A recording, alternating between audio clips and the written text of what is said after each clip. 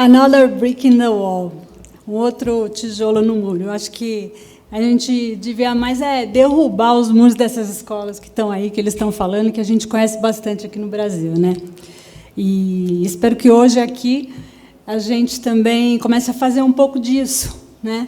Pensar um novo jeito de ensinar, porque a galera já está em outro jeito de aprender, né? Boa tarde a todos e a todas. Eu sou a Áurea Lopes, diretora da BID Social, editora do portal A Rede Educa.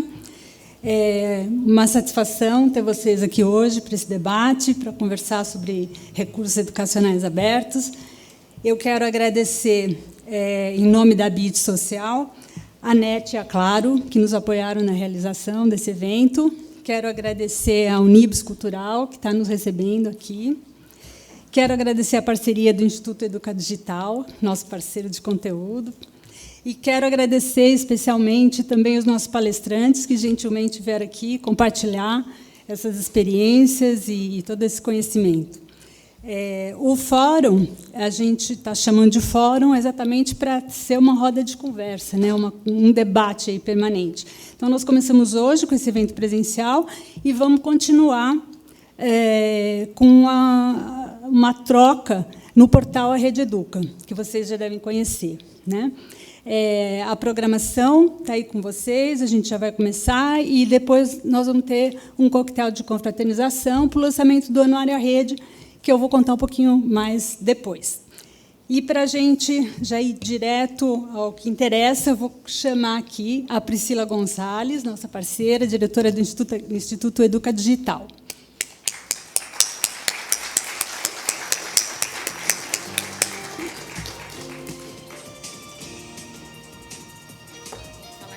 Vai.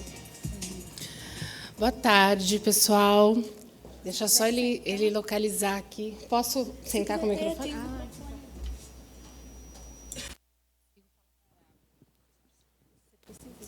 Preciso. Como que eu ligo esse? Alô? Alô? Então tá bom. Então, muito boa tarde. Queria agradecer a Áurea, agradecer o pessoal da revista agora Portal, a Rede Educa, pelo convite de fazer a curadoria desse evento. A gente está muito feliz pelos palestrantes que vieram aqui. Nós tivemos um seminário ontem em Brasília.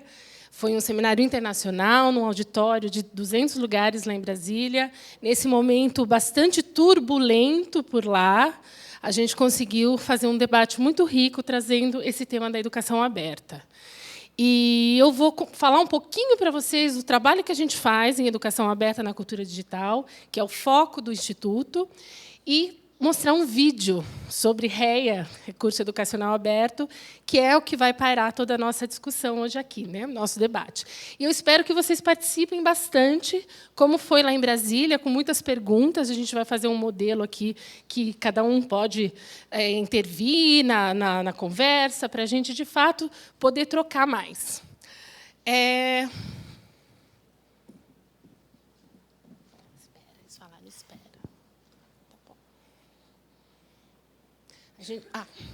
Então, aqui é um instituto. O Instituto Educa Digital é uma organização que tem como foco o trabalho com educação aberta. Todo mundo que faz parte do Instituto já trabalha com educação digital já há muito tempo, e a gente, desde 2010, começou a focar nesse tema da educação aberta. Então, todos os trabalhos que a gente faz, projetos que a gente ajuda a construir, sempre são abertos, sempre tem uma licença de uso flexível. A gente tem trabalhado com design thinking para educadores, que é um material que a gente remixou. Eu gosto muito de falar do remix, porque nem sempre a gente precisa criar algo do zero. A gente pode remixar, e cada remix é uma obra nova. E isso é muito interessante, inclusive, levar essa discussão para as escolas. Aqui é um pouco do trabalho que a gente faz. A gente usa o design thinking, que é uma abordagem... Todo mundo já ouviu falar no design thinking? Quem nunca ouviu falar? Gente, todo mundo conhece? Que bom! Quem é educador aqui? Educador de sala de aula? Quem trabalha em organização não governamental? Quem é de editora? Só uma pessoa. Quem é de empresas? Ah, bacana, bem-vindos. Então, só para eu contar para vocês, o Design Thinking é uma abordagem que se baseia num processo colaborativo. O foco do Design Thinking é a empatia, a colaboração e a experimentação. Então, a gente cria protótipos de projetos, de ações. A gente faz isso com escolas para ajudá-los a criar novas metodologias, especialmente para o uso das tecnologias na educação, porque a gente acredita que isso não existe uma fórmula pronta, não dá para vir de cima para baixo. A gente pode criar metodologias e formatos e práticas diferentes a partir das ideias, de como que a gente troca ideias uns com os outros.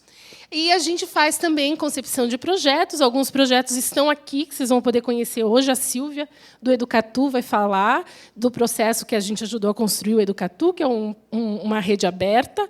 Lá fora, na sala do coquetel, tem uma mini exposição do Escola Digital e do Edu Financeira na Escola, que são projetos também abertos. E a gente tem começado agora a ajudar as editoras a pensar em modelos abertos. O projeto REA-BR, que é esse foco nosso de advocacy, até por isso que a gente fez o seminário lá em Brasília ontem, porque tem projetos de lei que a gente ajudou a construir, a gente, uma comunidade. Quando eu falo do REA-BR, tem por volta de mais de 10 mil pessoas no Facebook e uma lista de umas 300 pessoas que constantemente a gente vem trocando experiências sobre como trazer essa causa do REA mais para a vida prática, para as escolas, para as universidades e para a política pública também, porque tudo que o governo gasta com material didático deveria ser público, o que nem sempre acontece. Eu queria dizer para vocês também que REA está embaixo de um chapéu maior que chama educação aberta. Quando a gente define educação aberta, a gente pode usar várias definições, uma delas específica ou todas elas. Tudo isso aqui cabe em educação aberta. Então, a educação aberta tem a ver com essas práticas pedagógicas em que a gente não tem mais um professor para muitos alunos. Como que a gente modifica esse espaço de sala de aula, não só daquele um para muitos.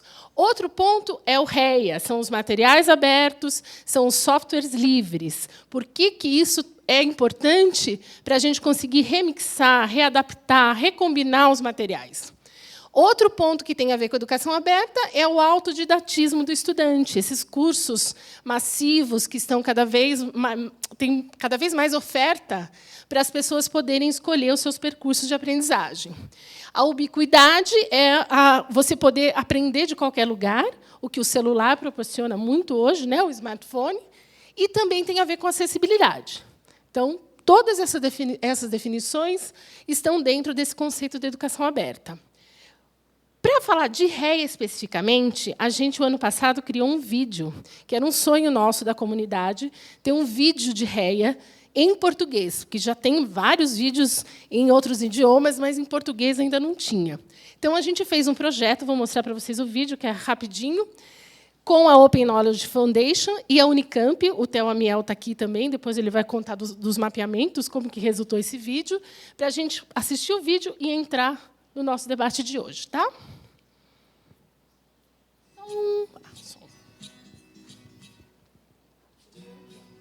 Uma das características mais importantes da internet é poder acessar e compartilhar informações. É possível apreciar obras de arte de museus do mundo todo, assistir a videoaulas e palestras, usar materiais audiovisuais diversos e ainda encontrar imagens de eventos históricos e atuais. São tantos conteúdos ao alcance de um clique que nossas atividades cotidianas de estudo e pesquisa ficaram muito mais fáceis. No contexto da cultura digital, cada pessoa tem potencial para ser autora dos mais diversos materiais, que podem ser disponibilizados para várias outras pessoas pela internet. Por isso, é muito comum pensar, se eu preciso de uma foto, texto ou vídeo para criar um material educativo, eu posso usar qualquer conteúdo gratuito da internet desde que eu cite a fonte, certo? Infelizmente, não. A não ser que você tenha autorização expressa do autor. Nem tudo que é gratuito está de fato aberto e disponível para outros usos, mesmo que seja para fins educacionais. Se você deseja baixar, copiar, reutilizar ou remixar um material, você precisa saber se ele é aberto. Ou seja, é preciso verificar qual é a licença de uso. A maioria dos conteúdos conteúdos disponíveis na internet têm licença fechada, o famoso copyright, ou todos os direitos reservados. Porém, já existe no mundo todo um modelo em que o próprio autor pode optar por licenças livres, concedendo de forma clara alguns direitos de uso de sua obra. É o Creative Commons. CC. Você acessa o site, responde algumas perguntas e instantaneamente recebe um símbolo com a licença escolhida pronta para usar onde quiser. Pensar em licença aberta é fundamental para chegarmos ao conceito de REA, ou Recursos Educacionais Abertos. Em outras palavras, materiais de ensino, aprendizado e pesquisa em qualquer formato, ou seja, podem ser utilizados ou adaptados por qualquer pessoa. O termo REA foi adotado pela primeira vez durante um fórum da Unesco em 2002 e se propagou rapidamente ao redor do planeta.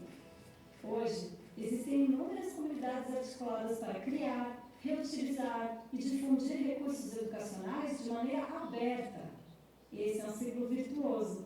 Cada vez que alguém coloca um recurso aberto online, outra pessoa pode fazer uso desse recurso, criar algo novo e compartilhar novamente na rede.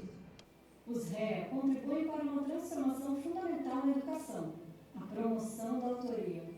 Permitem que educadores, estudantes e mesmo aqueles que não estejam formalmente vinculados a uma instituição de ensino se envolvam no processo criativo de desenvolver e adaptar recursos educacionais.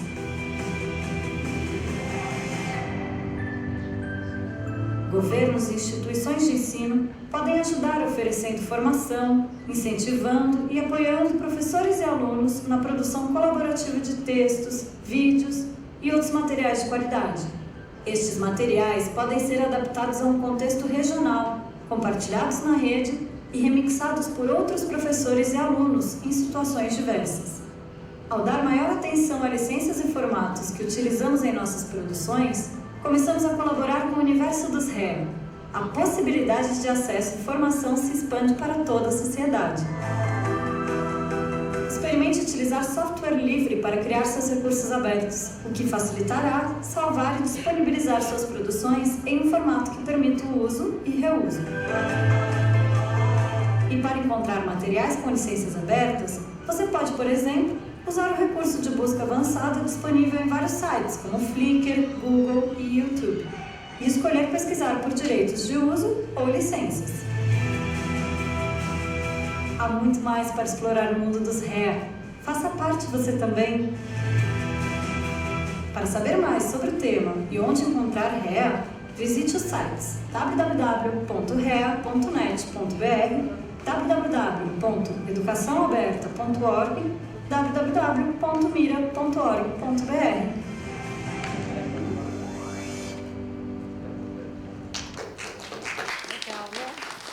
Deu para entender um pouquinho, pelo menos, do que a gente está falando? Educação aberta agora é tendência também. A gente vem vendo cada vez mais saírem relatórios e pesquisas mundiais que estão apontando impactos da tecnologia na educação, o que é inovar na educação e tecnologia, e alguns deles estão aí. Eu vou lá fora, já falei que tem os projetos, para quem quiser conhecer, um deles é a Escola Digital, é o primeiro repositório que a gente pode escolher achar objetos por licença de uso, vale a pena conhecer, o Gabriel está lá fora, que dá com os computadores, para quem quiser dar uma navegada, para vocês verem como a Escola Digital já tem remixes, que as próprias secretarias de educação estão fazendo, e o Educatu, que vai estar aqui, o Edu Financeira também, que tem materiais disponíveis para download, como REA. E o Design Thinking para educadores, que quem quiser saber mais também é só me procurar. E eu queria, com muita alegria, chamar o nosso aliado querido aqui, o Daniel Cara, que veio de um outro evento que eu também não pude ir, ele estava lá, e ele veio aqui fazer essa abertura para a gente, já que REA faz parte do PNE, do Plano Nacional de Educação. Vem cá, Daniel. Obrigada. Palmas para o Daniel, que acabou de ganhar um prêmio incrível, merecidíssimo. Obrigada. Tudo bem, Daniel? Tudo bom? Tudo bom? Tudo bem. Deixa eu só apresentar. Daniel é coordenador da campanha nacional pelo direito à educação e acabou de ganhar o prêmio Darcy Ribeiro 2015. Pode ficar sentado. Posso ficar aqui? Bom, em primeiro lugar, boa tarde.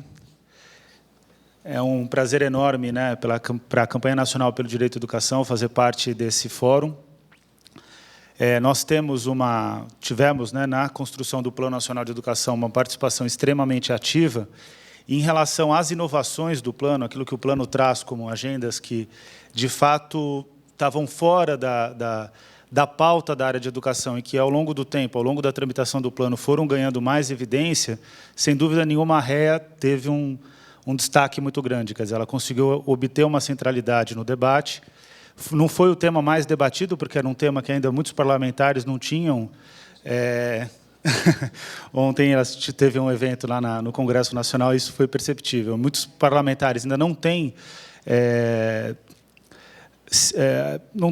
como eu posso dizer, sensibilidade, ou então não têm conhecimento, ou não têm ainda o mínimo necessário para que eles tratem a REA como sendo um paradigma, né, em termos de educação e de pedagogia. Mas a realidade é que a gente está conseguindo ganhar terreno, e o trabalho todo, né, que foi apresentado ali para os parlamentares ao longo da tramitação do Plano Nacional de Educação fez com que os recursos educacionais abertos constassem de duas metas centrais do Plano Nacional de Educação.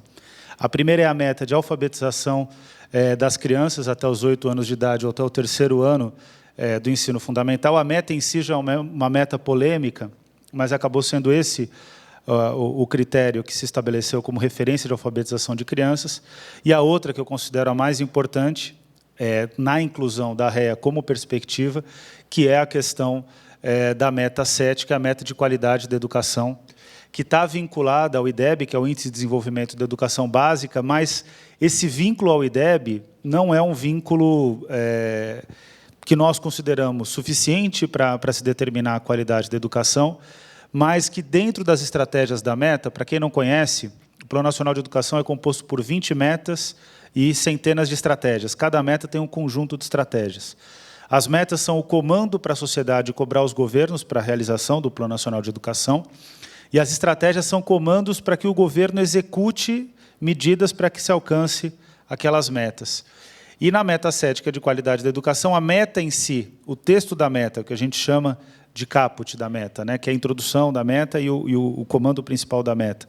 Não é o que a gente considera mais adequado, mas, em termos de qualidade da educação, as estratégias que, de fato, vão garantir a qualidade da educação, os recursos educacionais abertos apareceram com evidência, o que significa um grande ganho. Então, é uma perspectiva que está sendo trabalhada para o Plano Nacional de Educação como sendo uma referência importante. Rapidamente, né, para contar para vocês como que isso aconteceu, e o que foi possível convencer os parlamentares, nós tivemos a sorte, na Câmara dos Deputados, de um trabalho muito forte, liderado pela Priscila, pela Bianca Santana, de conseguir mobilizar um parlamentar, que era o relator, para a Débora também. A Débora, imagino que esteja aqui. Olha só, também você estava atrás do seu iPad, por isso que eu não te vi. Um trabalho muito forte de incidência sobre o relator, que foi o relator Ângelo Vagnoni, que na Câmara dos Deputados assumiu essa questão como sendo uma questão importante. Nos debates parlamentares, para convencer outros parlamentares, porque teve uma pressão contrária à questão da REA, especialmente no Senado Federal, o que foi importante demonstrar é que os recursos educacionais abertos eles são aquilo que a gente pode considerar como, em termos de insumos educativos, né, o que é um insumo? Insumo é aquilo que altera a qualidade do processo de ensino-aprendizagem, que é um insumo fundamental, ou é um pressuposto de insumo fundamental, porque ele dá liberdade para o professor de construir a melhor aula que o professor pode construir. Na possibilidade de cambiar e de criar uma intersecção, fazer uma mixagem, como foi colocado aqui no vídeo, de diversos materiais pedagógicos e do professor construir a sua aula, quer dizer, esse grau de autonomia pautado num material pedagógico que foi contratado pelas secretarias de educação, que foi contratado pelo poder público, e que, se é contratado pelo poder público, deve ter os direitos, a propriedade desse material, ela deve ser aberta. O fato é que, quando a gente mostra que isso significa valorizar, na maior perspectiva possível, o trabalho do professor e a autonomia do professor para construir sua aula, os parlamentares começaram a ficar encantados. Não dá para dizer que todos apoiaram essa medida. Todos os parlamentares, assim, é sempre uma construção praticamente impossível. a unanimidade é quase que uma conquista impossível num parlamento tão fragmentado como o brasileiro, que traz problemas a fragmentação, mas também traz vantagens, né? Porque significa que, de certa maneira, a sociedade está representada ali, com todos os problemas de representação que existem no Brasil, mas que você tem, pelo menos, algumas vozes ali que conseguem se opor a questões que são majoritárias ou minoritárias. Isso é frutífero para a democracia. Mas o fato é que existiu uma pressão muito grande de empresas que detêm direitos na área de educação, as grandes editoras, os grandes grupos, os grandes conglomerados, que eram contrários à perspectiva dos recursos educacionais abertos. Eu lembro de uma atividade no Senado Federal, em que os senadores estavam muito pressionados pelas grandes editoras, porque elas consideravam que ali a REA iria inviabilizar um mercado que é um mercado extremamente relevante no Brasil, só que, em termos de financiamento da educação, é muito pequeno, porque hoje a gente tem o Brasil investe cerca de 200 bilhões de reais em educação. O custo com materiais didáticos, o que existe de mais avançado em termos de levantamento, pesquisas, gira em torno de 5 bilhões de reais. Quer dizer, muito recurso para as empresas e muito pouco para o conjunto, né, do sistema educacional brasileiro. Mas como para as empresas é um fator essencial e muitas delas têm relações fortemente estabelecidas com os parlamentares, o fato é que tinham toda uma construção, um lobby ali estabelecido contrário à perspectiva da REA.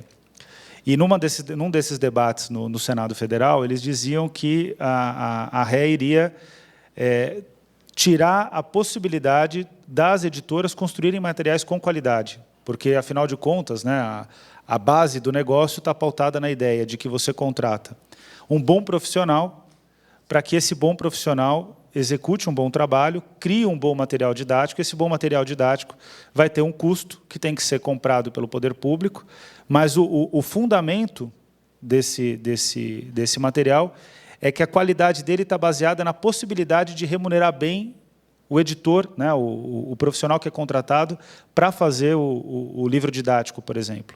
Então, a ideia que se construía ali era a seguinte: bom, se você deixar esse material disponível em recursos na perspectiva dos recursos educacionais abertos, as editoras vão ter menos interesse porque elas vão perder a propriedade intelectual, que é o que, de fato, garante a lucratividade do negócio, é o elemento central da estabilidade do negócio.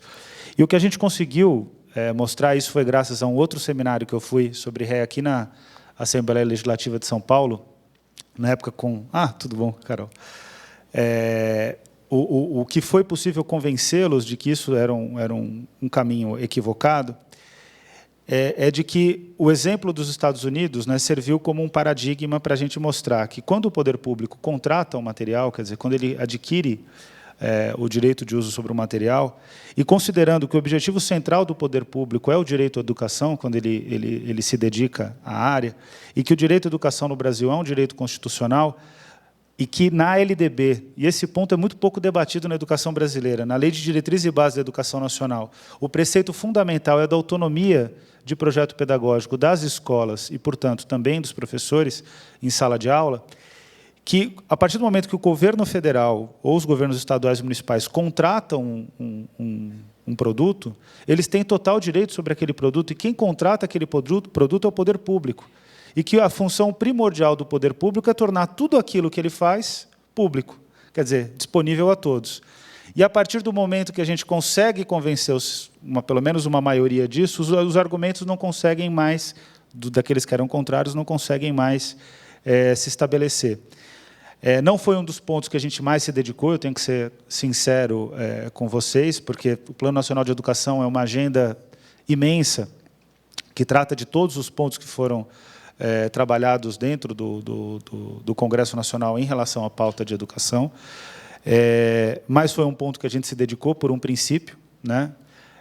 Dentro da campanha, a questão dos recursos educacionais abertos, a campanha congrega hoje mais de 200 entidades espalhadas por todo o país, tem uma representação em 24 unidades da federação, das 27 existentes, está praticamente em todas as atividades que são mais conflitivas e relevantes em termos de pautas educacionais no Congresso, mas o ponto primordial é que a questão dos recursos educacionais abertos se tornou um princípio para nós, e que isso tem significado um trabalho de incidência, que é um trabalho que a gente vai precisar se aprimorar, quer dizer, vai precisar trazer novos argumentos. A nova fronteira da nossa atuação no Congresso Nacional hoje é a questão do custo aluno-qualidade inicial, que é um indicador que determina, que está posto no plano e tem que ser implementado até o ano que vem, que determina que toda escola pública brasileira deve ter professores bem remunerados, número adequado de alunos por turma,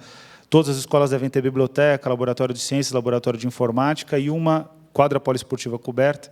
E uma questão que está dificílimo de conseguir vencer as barreiras, que é a internet de banda larga disponível para os alunos.